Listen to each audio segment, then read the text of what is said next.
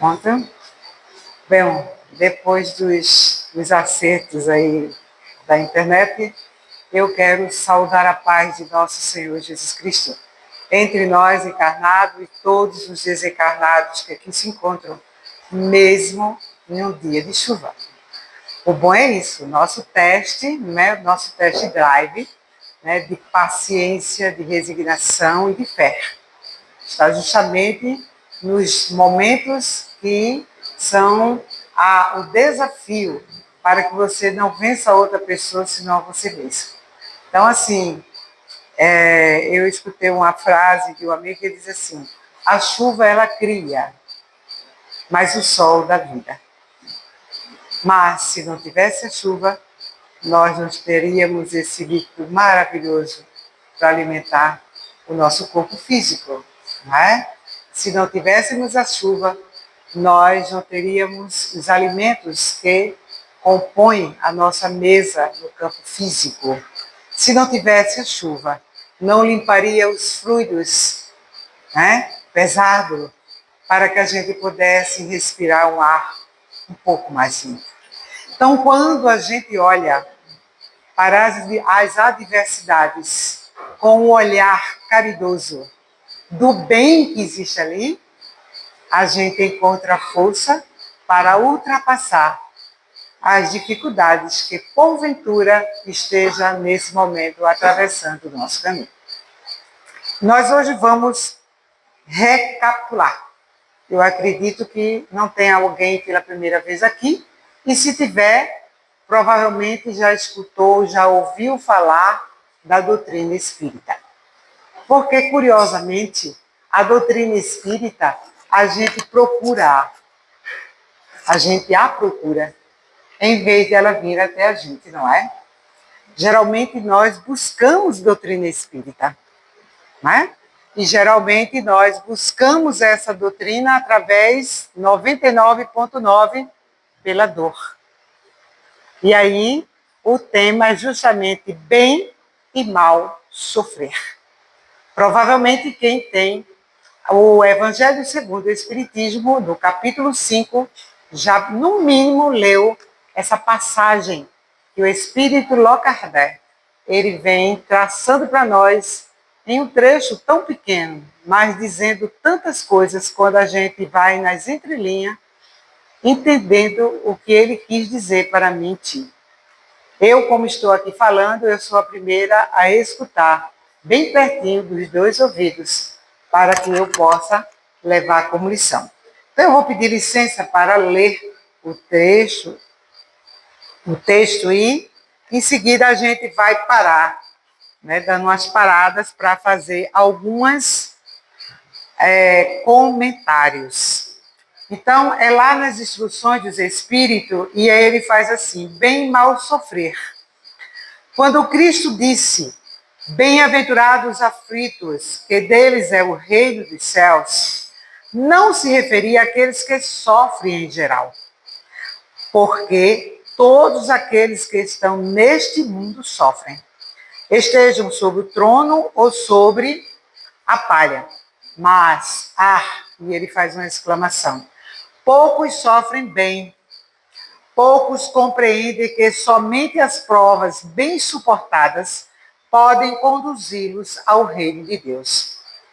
O desencorajamento é uma falha, aponta aqui o nosso irmão Allan Kardec.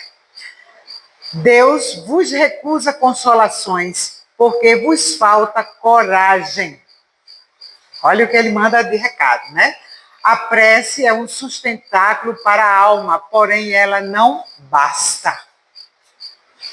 A prece é um sustentáculo para a alma, porém ela só não basta. É preciso ter coragem de orar, mas a oração são dois verbos, orar e a ação em seguida.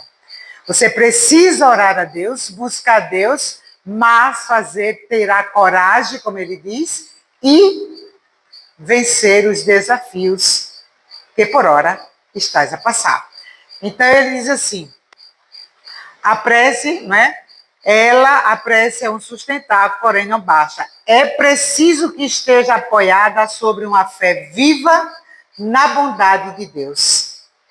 Frequentemente ele vos disse que não colocava fardos pesados em ombros fracos. O fardo é proporcional às forças, como a recompensa será proporcional à resignação e à coragem.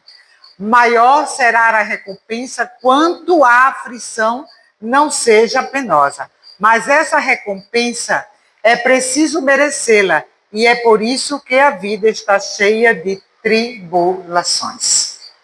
E ele vai mais adiante dizendo: o militar que não é enviado ao campo de batalha não fica contente, porque o repouso da retaguarda no acampamento não lhe proporciona promoção.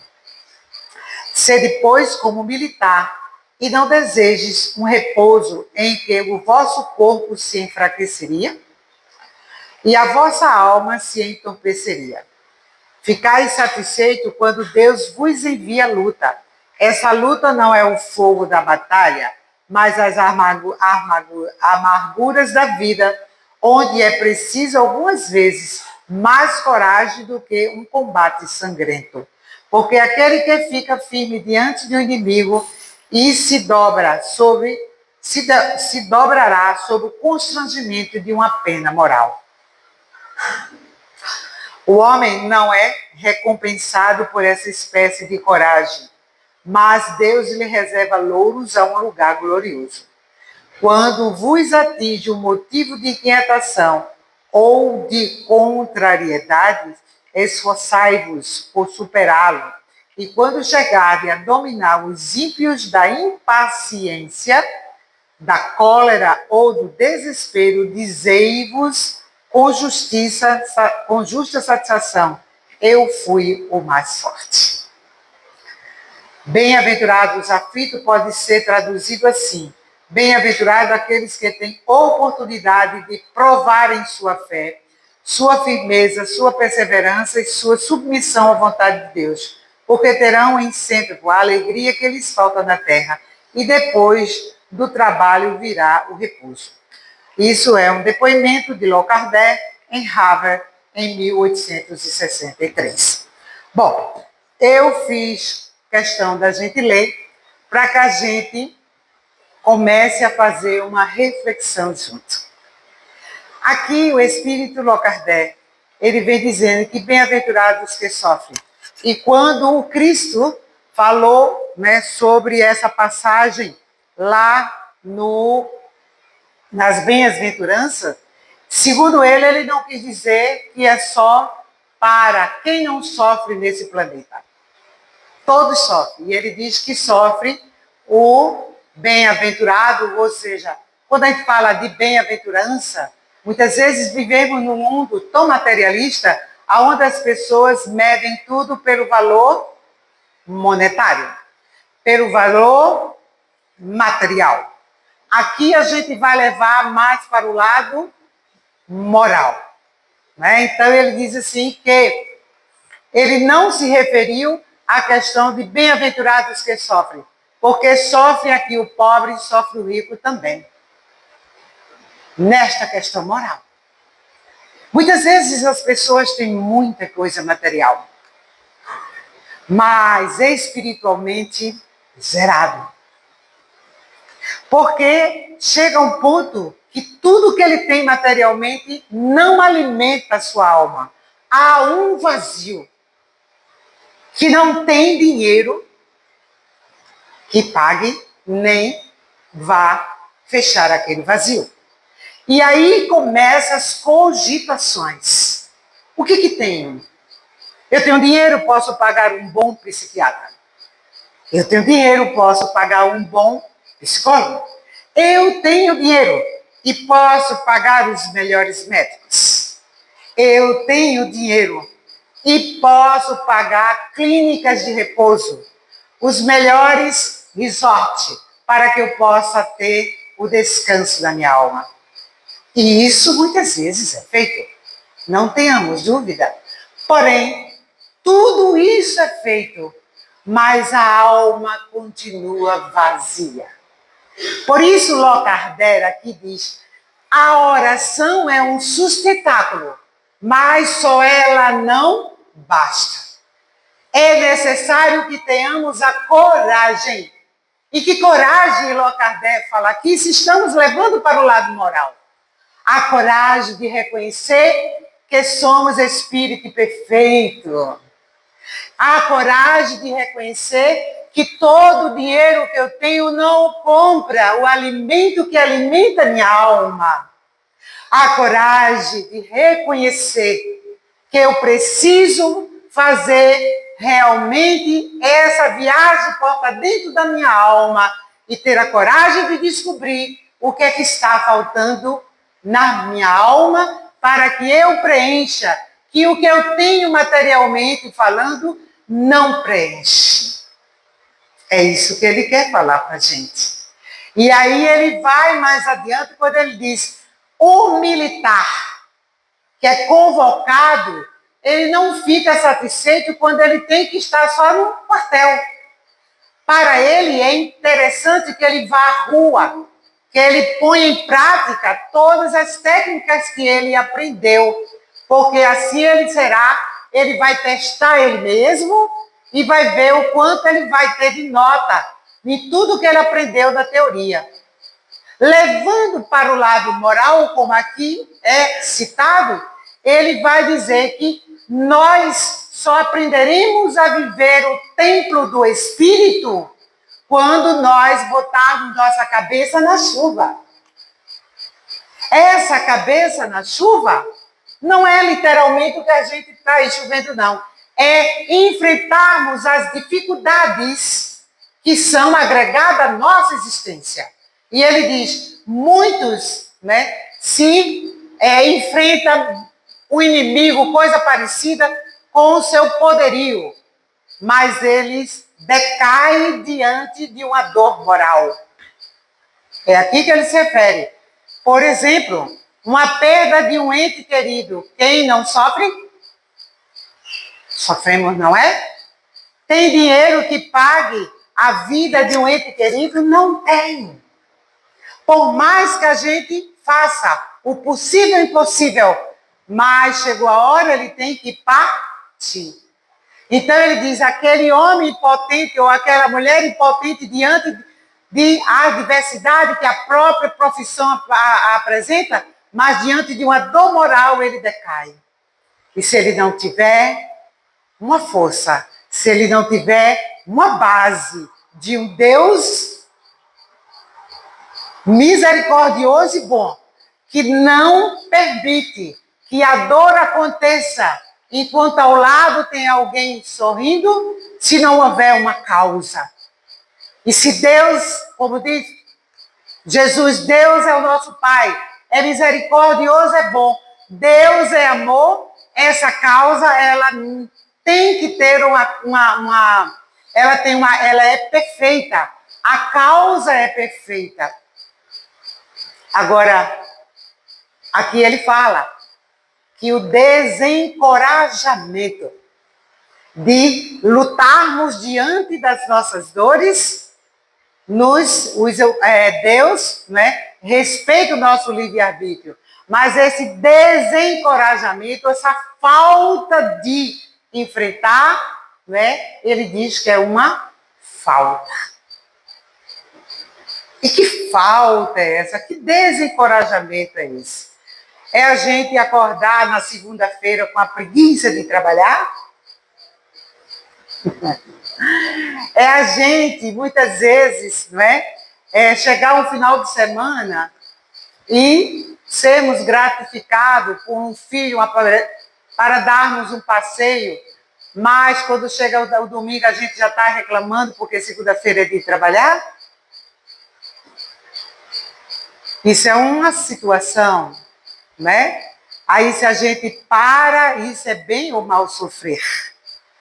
Se a gente parasse e diz, meu Deus, muito obrigada, porque eu passei um final de semana com os meus. Graças a Deus eu tenho um emprego para voltar amanhã. Quantas pessoas estão desempregadas? Quantas pessoas gostariam de ter o emprego que eu tenho e não tenho nenhum? Quando a gente olha para a existência com esse olhar, irmãos, nós passamos a ser mais gratos.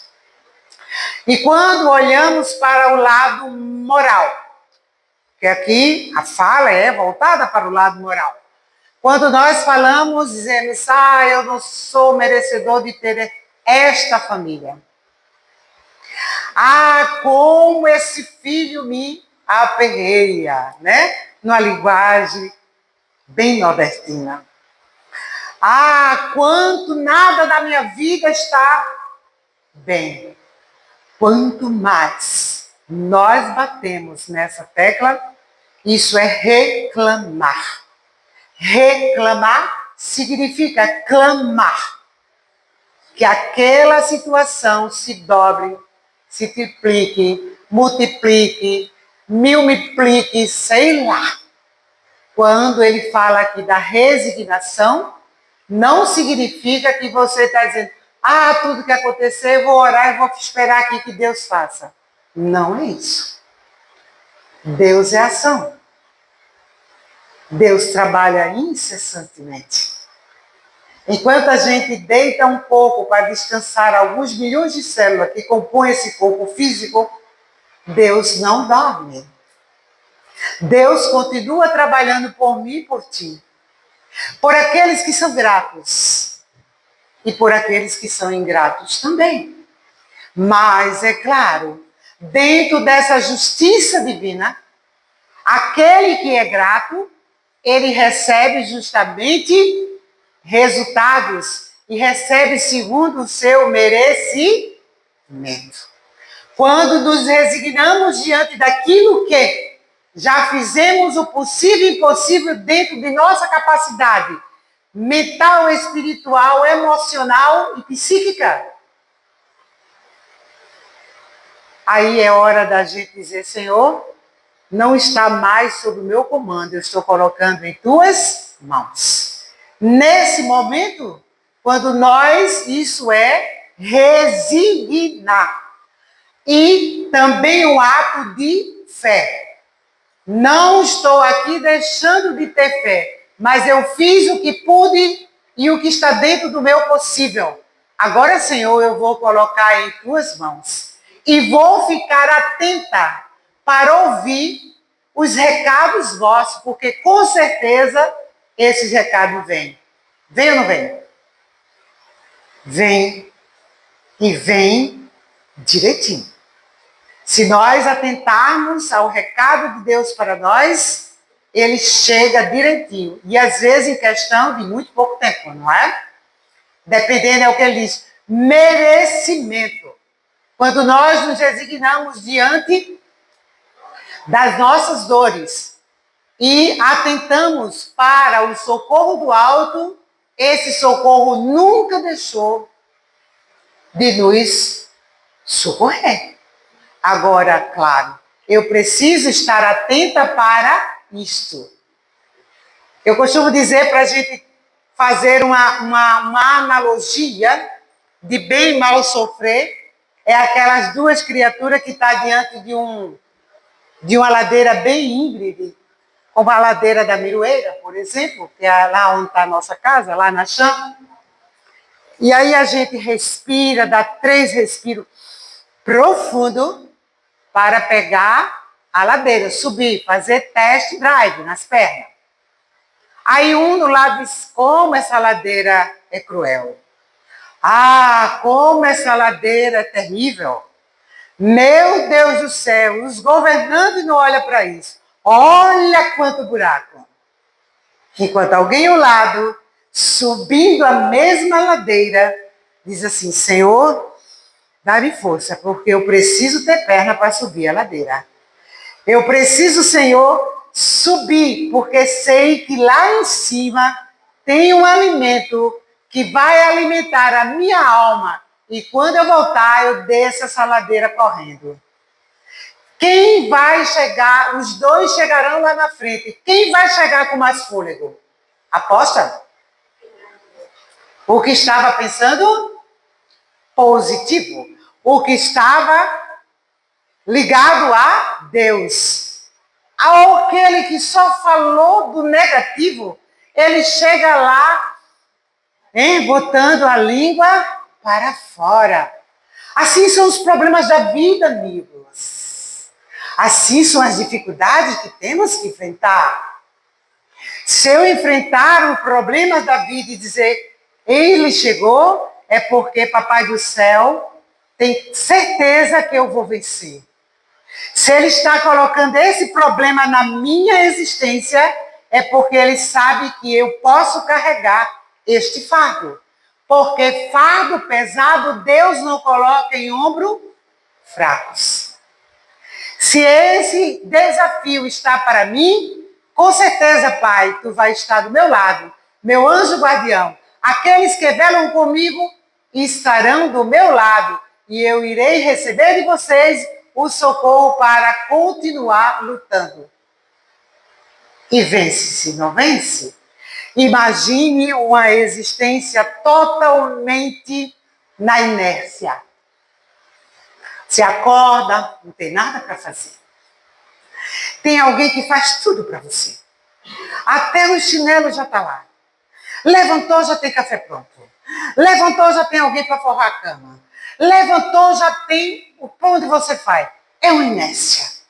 Você nem pensa, já diga o que eu quero fazer.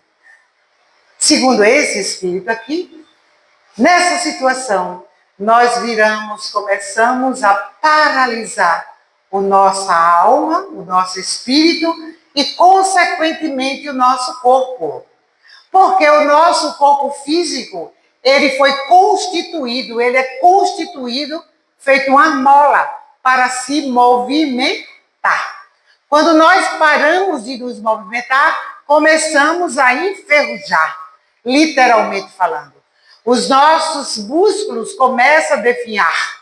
Nós começamos a perder massa muscular. Nós começamos a adquirir gordura, que não é muito bom.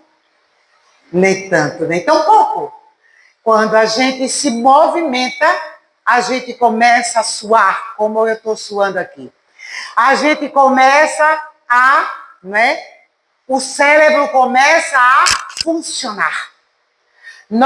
Recentemente, a ciência está descobrindo que a gente não tem só um cérebro, que o nosso pâncreas também é um cérebro. Olha, aprendi isso essa semana lá, os cientistas, que o nosso pâncreas também é um cérebro que trabalha em conjunto para que outro cérebro chamado fígado trabalhe as enzimas para que o nosso intestino funcione, que é o segundo cérebro. Olha lá, então a gente não tem mais 2, tem 4.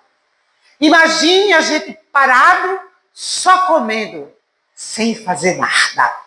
Eu não me imagino assim. Sempre digo, se tenho que pedir a Deus, eu peço a Ele saúde. Se tenho que pedir algo a Deus, que eu morra em pé. Como é que morrer em pé? Estava trabalhando, caiu o pé, foi embora. Pode ter certeza que eu morri feliz.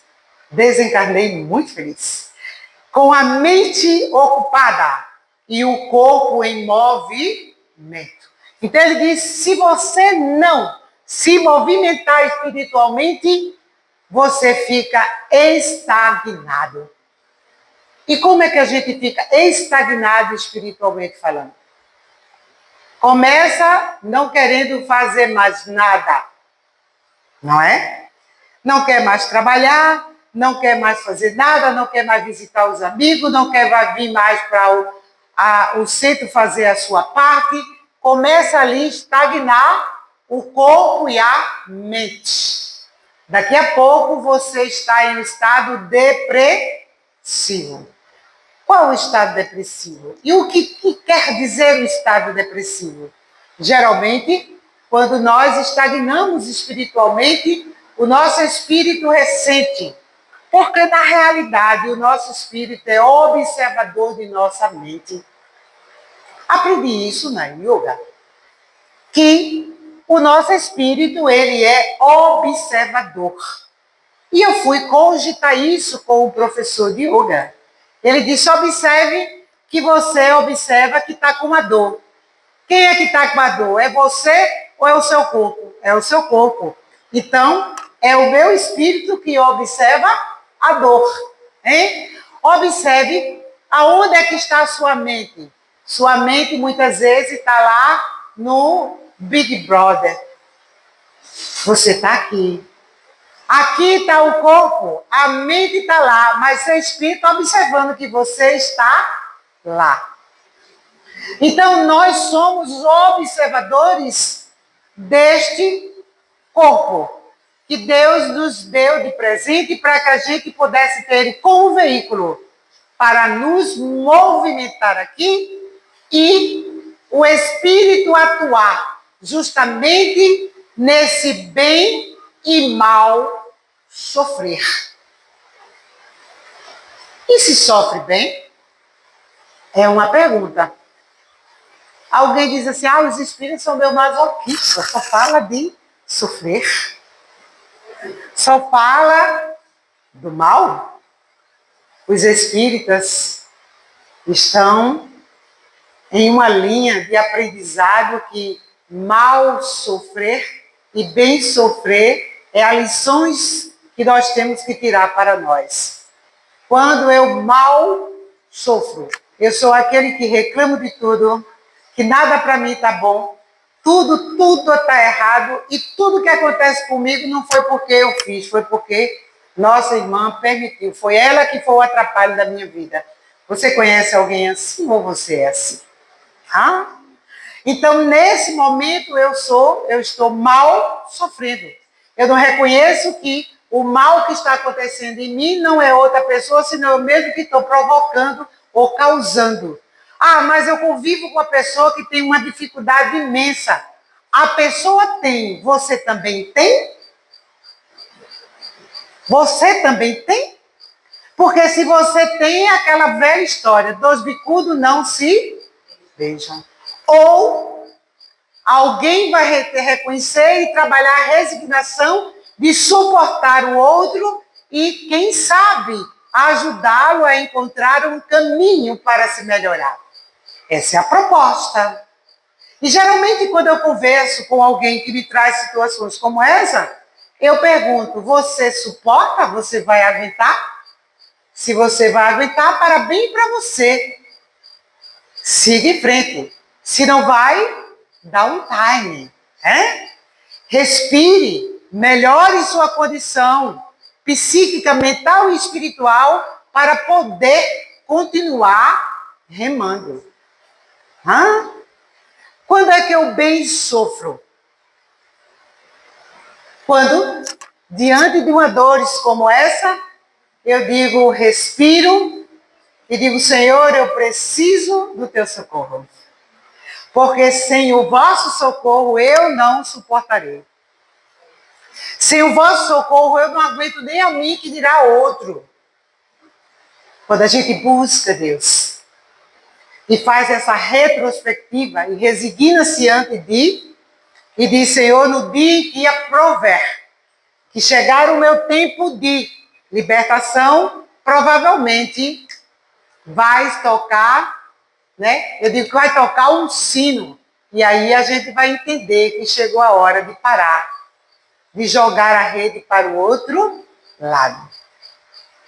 Eu trouxe uma parte aqui de um livro, Pão Nosso, em que Emmanuel faz uma analogia do mal, da vontade e da má vontade.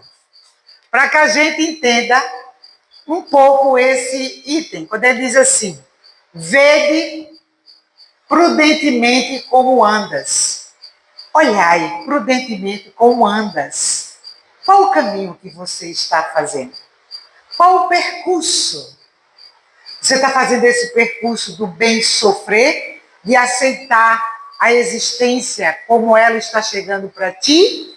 Isso não significa dobrar as pernas, dobrar os braços e ficar, é porque tem que ser assim, não.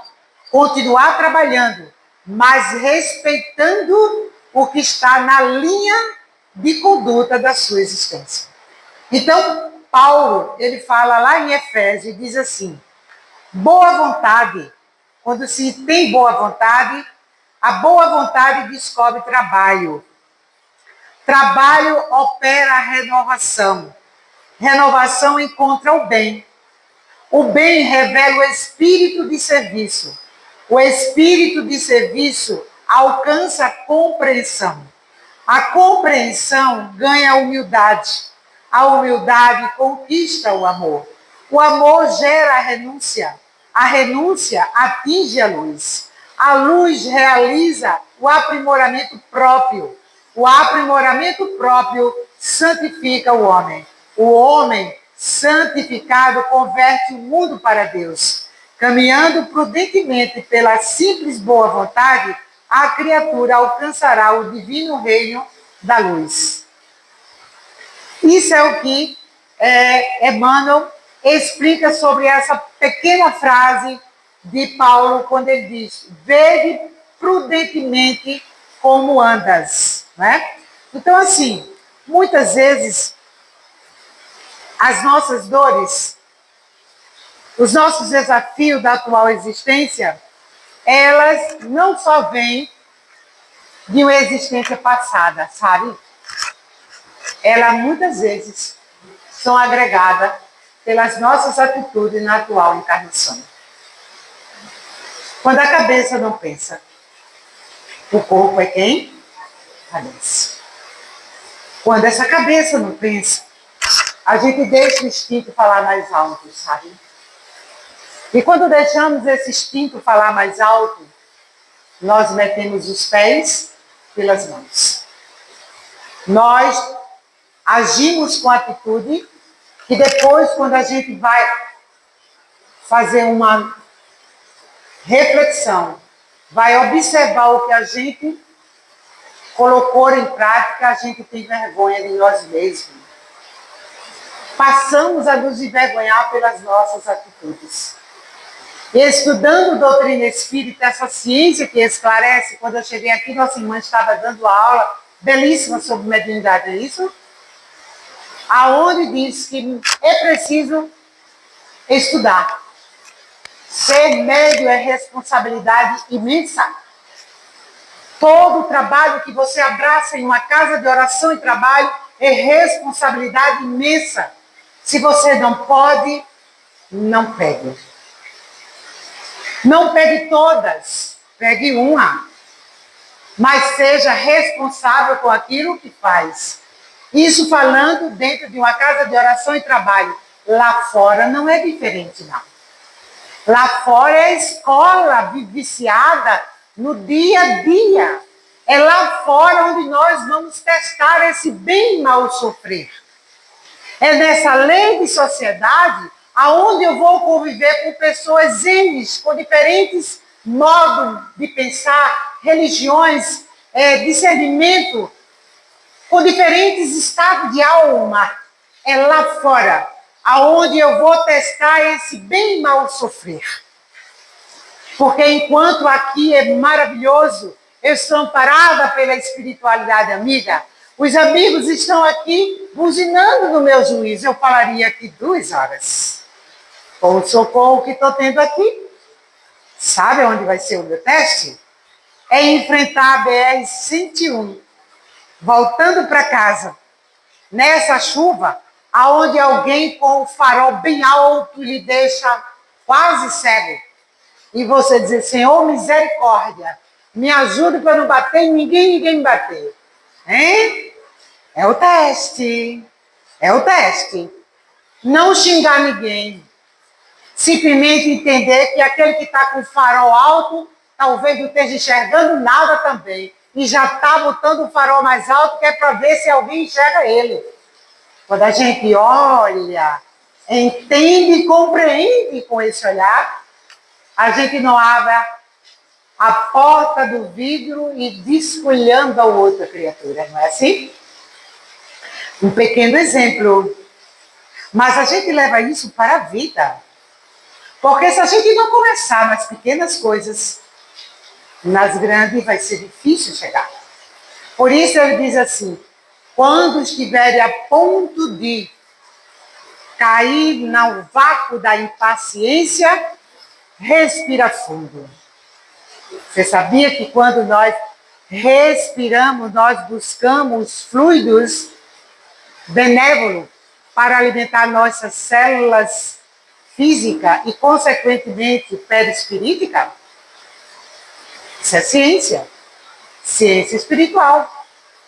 Quando nós respiramos a segunda vez, nós vamos percebendo que nós vamos nos acalmando. Acalmando porque essa energia vai ao cérebro. O cérebro, os neurônios absorvem. Absorvendo, manda para aquela área onde a gente está com mais estresse.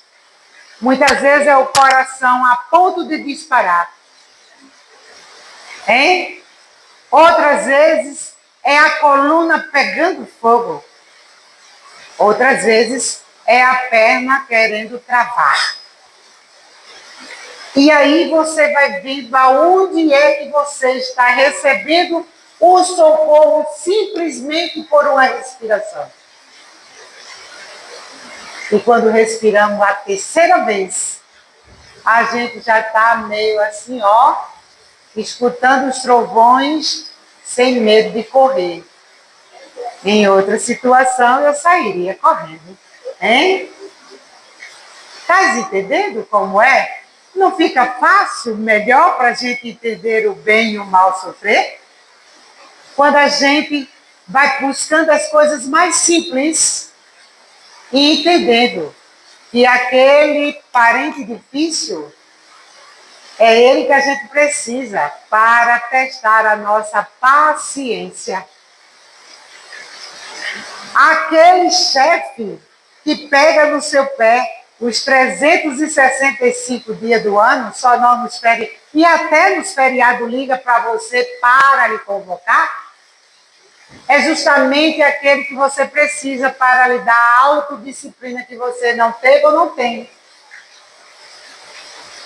Quando a gente vai olhando assim, a gente vai percebendo que aquele, né, neto, no meu caso, já tenho 4, e tem uma criaturinha com 2 anos e 5 meses, e a escola disse assim, olha, Maria Júlia, você vai ser o patinho feio. E ela dobrou a mão e disse, patinho feio eu não quero ser. Por quê, Maria Júlia? Porque eu sou linda. Olha como ela já agregou o feio ao bonito. Hein? E sai com resposta que a mãe fica assim, eu disse, eduque. Ela está aí para você educar. Hein? Oriente. Aquele filho, aquela filha, aquele neto, são agregações que Deus coloca em nossas vidas para esse teste de desafio. E aí ele diz, quando estiveres a ponto de testar a tua impaciência, respira. Faz 3 respirações assim, profundas, que o pulmão enche e vá soltando devagarzinho. Lá em yoga, a gente respira 6 e inspira 12. Bem devagarzinho. É justamente para dar tempo a gente alimentar a nossa alma. Olha! E aí, no final, o teste passou e você vai dizer a você mesmo, parabéns para mim, eu venci a impaciência. Eu venci a inquietude daquela criatura. Eu venci, porque isso é o que os espíritos chamam de dever. Não o dever tarefa de casa, não o dever tarefa do trabalho, mas esse dever moral que ninguém pode, ninguém muitas vezes está vendo, mas você tem o dever de fazer, e quando você cumpre o dever, você diz, parabéns para mim, eu cumpri. Mesmo que o mundo lhe chame de bobo, mesmo que o mundo diga, você é puritano, não importa. O que importa é você e sua consciência. Então, assim, bem, mal, sofrer está resumindo mais ou menos dessa situação. Então, quanto mais eu reclamo, mais sofrimento eu absorvo. Quanto mais eu agradeço, mais a gratidão ela é revertida em saúde, é revertida em bem-estar, é revertida em amigos gratos, é revertida em amigos que vai se aproximando de ti na mesma vibe do modo de você pensar e agir, é revertido em caminhos menos densos. Aí alguém vai dizer, é tão fácil falar. Fácil falar, difícil colocar em prática, mas não impossível. Não é impossível quando a gente tem a vontade e a coragem. A vontade, quando ele diz, a vontade impera. E essa vontade faz a gente trabalhar tanto que a gente, no final, reverte todo o nosso caminhar, todo o nosso aprendizado de encontro a Deus. Por isso, Buda, ele chamava a atenção no seu ensinamento para que a gente pegasse o caminho do meio. Porque esse caminho do extremo, ele é muito difícil. Porque o caminho do extremo é justamente aonde a gente não suporta nada, aonde a gente acusa o outro, aonde a gente mete o pé pelas mãos, aonde a gente faz o extremo. Revertendo para nós em sofrimento. Fazer esse caminho do meio é dizer a Deus, Senhor, toma conta de mim. Eu geralmente, quando estou muito agoniada, digo, Jesus, vem cá. Aí o marido disse, Jesus vem não, porque Jesus tem muito o que fazer. Eu disse, mas ele vem sim, porque ele está vendo que eu estou nesse estado, e ele, aonde ele estiver, o pensamento dele, a onda dele, a energia dele chega até mim. E chega como? Através dos nossos anjos, não é? Através daqueles que velam por nós, não é? Isso mostra que Deus nunca abandona a mim e a ti, desde que a gente queira receber o seu socorro. Mesmo que não queira, ele continua velando por nós. Mas existe uma outra página, eu vou ler a outra página. Hoje eu estou com vontade de ler. Então, ele diz assim, a boa vontade, e Emmanuel vira a página e fala da má vontade. Vamos ver o que diz a má vontade, que é o mal sofrer? Não vos comuniqueis com as obras infrutuosas das trevas, ou seja, não baixe sua energia para que os inimigos das trevas usufrutam de tuas energias para te levar a fazer o mal. Efésio, Paulo, está lá em Paulo, em Efésio, capítulo 5. E Emmanuel diz, má vontade gera sombra. A sombra favorece a estagnação. A estagnação conserva o mal. O mal entroniza a ociosidade, aquilo que eu falei de ficar parado. A ociosidade cria a discórdia. Quando você está parado, alguém está trabalhando, mas você não sai do canto, você já ouviu isso? Enquanto eu estou aqui trabalhando, você está aí, não sai do canto, você já ouviu isso? Hein? Olhe, a discórdia, né? Desperta o orgulho. O orgulho acorda a vaidade. A vaidade atiça a paixão inferior. A paixão inferior provoca a indisciplina. A indisciplina mantém a dureza de coração. A dureza de coração impõe a cegueira espiritual. A cegueira espiritual conduz ao abismo. Entregue às obras infrutuosas da incompreensão, pela simples má vontade, pode o homem rolar indefinidamente ao precipício das trevas. A cegueira espiritual conduz ao abismo. Entregue às obras infrutuosas da incompreensão, pela simples má vontade, pode o homem rolar indefinidamente ao princípio das trevas. Então, aqui está o que é a má vontade, ou seja, o mal sofrer.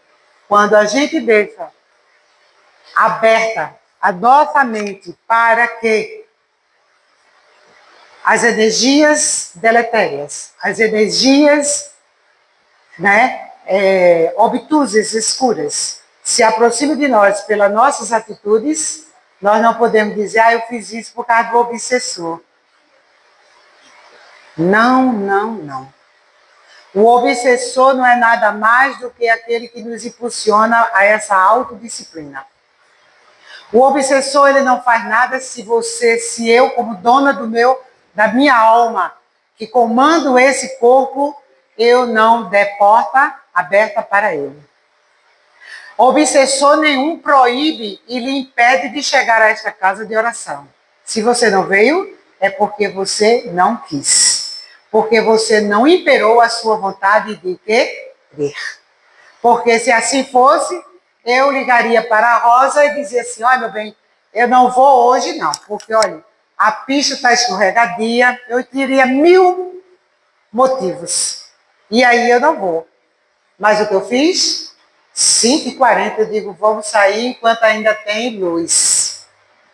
Vamos pegar a pista enquanto a gente está enxergando. Se a gente vai chegar lá, eu tenho certeza que sim. Estou dando o exemplo do chegar aqui. Isso leve para a vida. Então, quando eu tenho a vontade, quando impera essa boa vontade, eu digo, eu posso, eu quero e eu vou conseguir. Quando impera a vontade de querer, eu quero, eu posso e eu vou conseguir. Quando impera a coragem da fé, o Cristo foi que mais falou em fé. Mulher, a tua fé te curou. Senhor, se tu puderes, se tu quiseres, tu me cura. Tu queres? Eu também quero.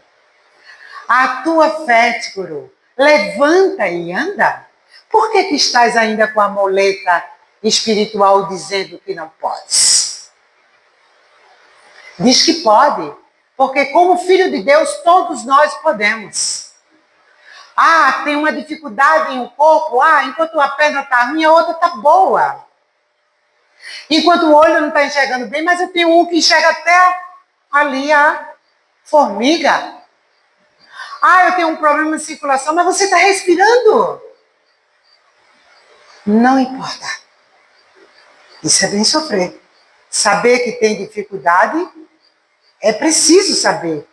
Eu não tenho dificuldade, então também está tudo errado. Nem tanto, nem tão pouco.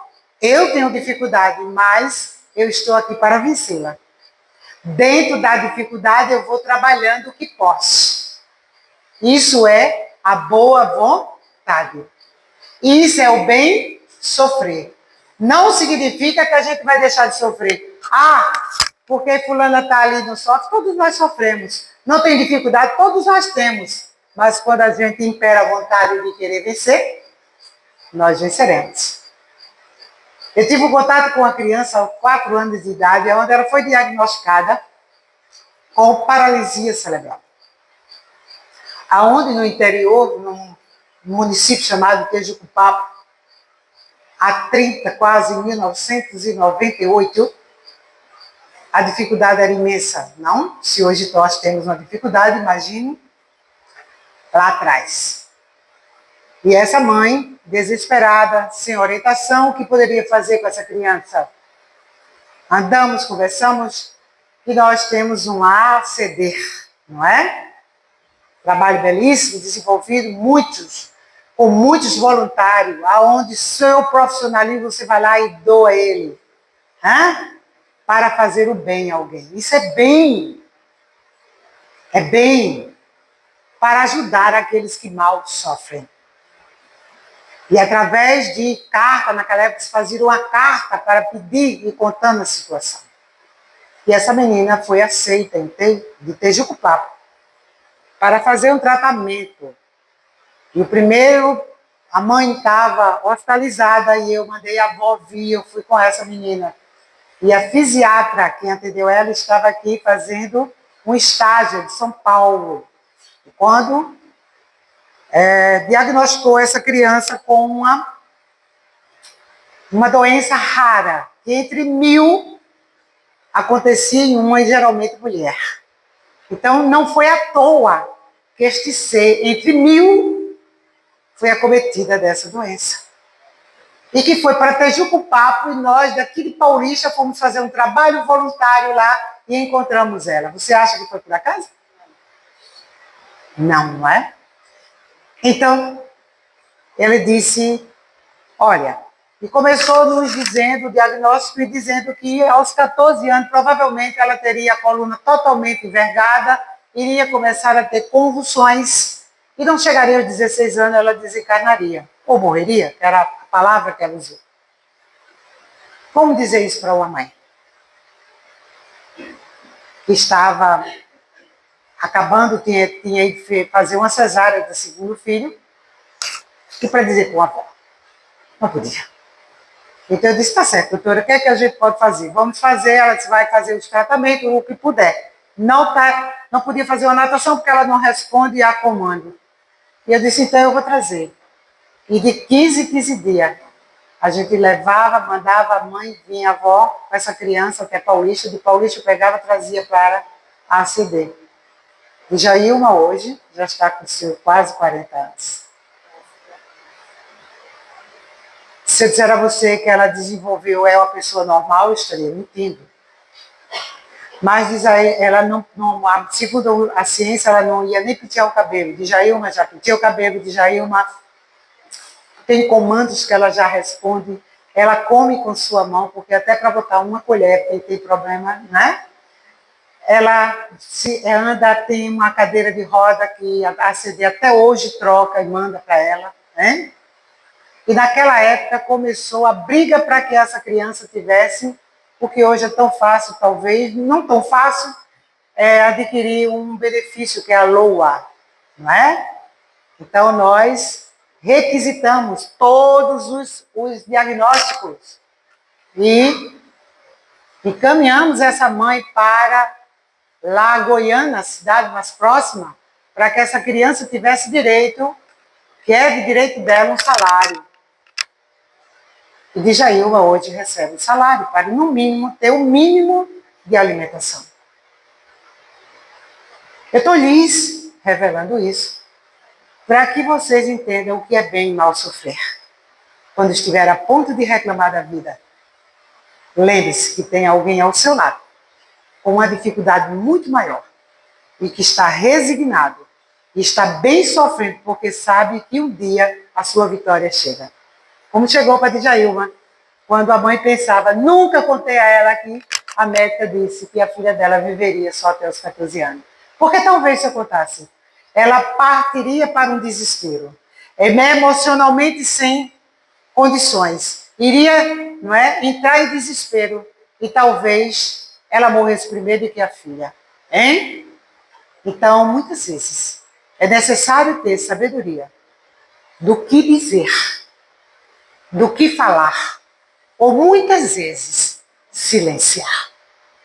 Isso é bem e mal sofrer.